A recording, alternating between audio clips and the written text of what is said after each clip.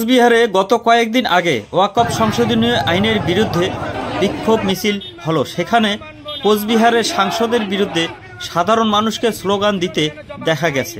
এ নিয়ে মকসুদুল ইসলাম সিপিআইএম জেলা সম্পাদক মণ্ডলীর সদস্য কি বললেন শুনুন। সম্পর্কে বলতে গেলে একটু আগের থেকেই বলতে হবে। আজ থেকে 1445 বছর আগে ওয়াকফ চালু হয়ে যায় পৃথিবীর ক্ষেত্রে। আমাদের ভারতবর্ষের ক্ষেত্রে 1932 সালে যখন ব্রিটিশরা এর দেশ শাসন করছিল, তখনও ওয়াকফ সম্পত্তি রক্ষা করবার জন্য একটা রক্ষা কবচ হিসেবে আইন চালু করছিল। তারপরে 1947 সালে আমাদের দেশ স্বাধীনতা লাভ করে। 1954 সাল এবং তার পরবর্তী সময়ে 67, 69 এবং 84 সালে ওয়াকফ সম্পত্তি রক্ষা করবার জন্য ধাপে ধাপে কতগুলো সংশোধনী নিয়ে আসা হয়েছিল। 1995 সালে যৌথ সংসদীয় কমিটির তত্ত্বাবধানে এই আইনটাকে ফাইনাল করা হয় এবং তখন থেকে ওয়াকফ নিয়ে কোনো ঝামেলা ছিল না। এখন গত বছর 2024 আগস্ট মাসে একটা সংশোধনী নিয়ে আসার জন্য বর্তমান যে বিজেপি সরকার, নরেন্দ্র মোদী সরকার, তারা একটা সংসদীয় কমিটি তৈরি করে। তারা সংসদীয় কমিটি তৈরি করে 40টা সংশোধনী নিয়ে আসা হয়েছে। এই আইন কার্যকরী হলে পরে আমাদের দেশের মুসলমানরা ওয়াকফের যে সম্পত্তি রেখেছেন সেই ওয়াকফ সম্পত্তি হস্তান্তর করবার একটা চিন্তাভাবনা তারা করেছেন। এটা মুসলমানরা আশঙ্কা প্রকাশ করছেন। গত 2 তারিখ 2রা এপ্রিল এবং 3রা এপ্রিল প্রথমে লোকসভা এবং তারপরে রাজ্যসভা 2 সভাতেই আলাপ আলোচনা করে সেখানে ভোটাভুটির মধ্য দিয়ে 232, 284 এরকম ভোট হয়েছে। তারপরে এটা নিয়ে সারা দেশে একটা বিক্ষোভের কর্মসূচি মুসলমান সম্প্রদায়ের মানুষ তারা করছেন এবং আশঙ্কা করা হচ্ছে যে প্রথমে মুসলমানের সম্পত্তি এইভাবে ধরা হবে, তারপরে খ্রিস্টানদের, তারপরে অন্যান্য সম্প্রদায়ের মানুষ। যা মুসলমানদের যা ওয়াকফ সম্পত্তি, হিন্দুদের ক্ষেত্রে দেবোত্তর সম্পত্তি, এগুলো ধাপে ধাপে হস্তান্তর করবার একটা চেষ্টা চরিত্র করা হচ্ছে। এখন আমাদের জেলাতেও আমাদের আওয়াজের একটা সংগঠন আছে। এটা গত 8 তারিখে একটা বিক্ষোভ কর্মসূচি সমস্ত মানুষের সমন্বয়ে করেছি। সেখানে শুধু মুসলমানরা ছিল না, আমাদের এখানকার রাজবংশীরা, রিফিউজি অংশের মানুষ সবাই সম্মিলিতভাবে সেটার বিরোধিতা করে একটা মিছিল সংগঠিত হয়েছে। তারপরে আপনারা জানেন যে গত 14 তারিখ কুচবিহার শহরে, কুচবিহার জেলার সমস্ত অংশের মুসলমানদের নিয়ে একটা মিছিল হয়েছে। সেই মিছিল এক নম্বর দাবিটা ছিল ওয়াকফ আইন যেটা করা হয়েছে, নতুন সংশোধনী নিয়ে আসা আছে, সেটা বাতিল করতে হবে।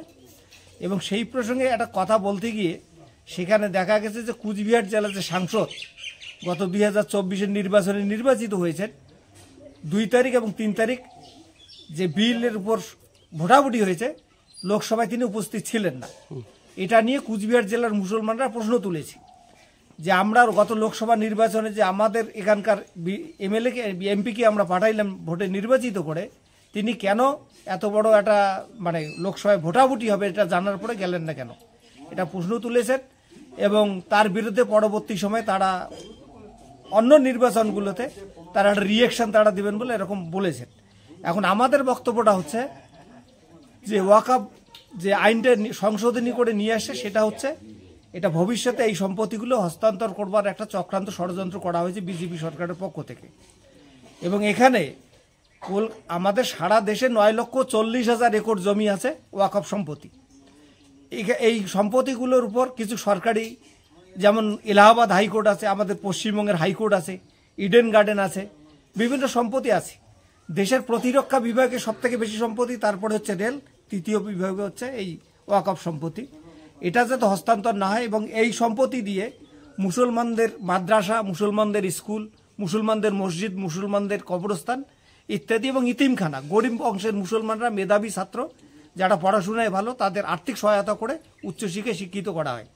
খুব স্বাভাবিক কারণে আমরা যারা ধর্মনিরপেক্ষ মানুষ তারা মনে করি যে এটা হিন্দুদের ক্ষেত্রেও যেমন দেবোত্তর সম্পত্তির অধিকার হিন্দুদের গ্রহণ করা উচিত, ভোগ করা উচিত, মুসলমানদের মধ্যেও ওয়াকফ সম্পত্তি যারা বংশ পরম্পরায় দান করেছেন এই সম্পত্তি মুসলমানদের বিভিন্ন কাজে ব্যবহার হওয়া উচিত। এটাতে সরকারের হস্তক্ষেপ করা একদম ঠিক নয়।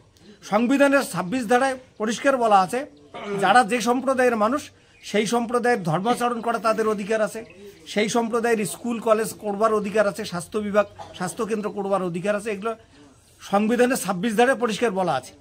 আজকে নরেন্দ্র মোদী যে আইনটা নিয়ে আসছে সেটা সংবিধানের 26 ধারাকে লঙ্ঘন করা হয়েছে। ফলে দেশব্যাপী এটার আন্দোলন হচ্ছে। গতকালকে সুপ্রিম কোর্টে তারা শুনানি দিয়েছেন।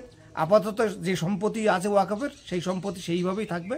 পরবর্তীতে সরকার যদি কোনো কঠিন পদক্ষেপ গ্রহণ করে সারা দেশব্যাপী আন্দোলন হবে এবং সর্বস্তরের ধর্মপ্রাণ মানুষকে নিয়ে আন্দোলন করে নরেন্দ্র মোদী সরকারের এই চক্রান্তকে রুখিয়ে দেওয়া হবে। তাহলে কোচবিহারবাসীরা যে আন্দোলন করেছে সেটা কি ঠিক? হ্যাঁ, কুচবিহারবাসী হিসেবে মানে ওয়াকফের যে সংশোধনী নিয়ে আসা হয়েছে সেই সংশোধনের উপর দাঁড়িয়ে যে আলোচনা বা সভা তারা করেছেন নিশ্চয়ই ঠিক করেছেন এবং সেখানে জগদীশ বসু নিয়ে ভোট না দিয়ে অন্যায় করেছেন এটা আমরা মনে করি। তার সংসদে অংশগ্রহণ করা উচিত ছিল। আপনার নাম? আমার নাম মকসিদুল ইসলাম, সিপিএম জেলা সম্পাদক মণ্ডলীর সদস্য।